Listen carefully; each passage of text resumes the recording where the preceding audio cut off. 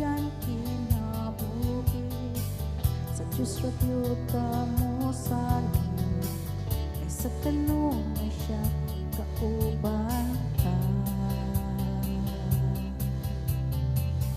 Diyos nga way pagkabalhin kanunay nga nagkapanalangin ako ang tanan kanimo na. Jesus dalan ug ang kamatuoran. Jesus ang dalan sa kinabuhi siya sumpanan.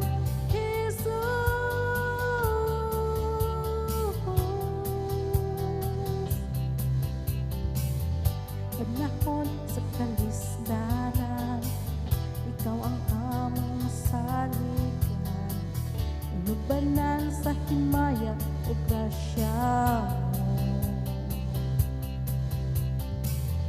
Wala kay pagkausap kahapon o karon, hangtod pa man sa kahangturan.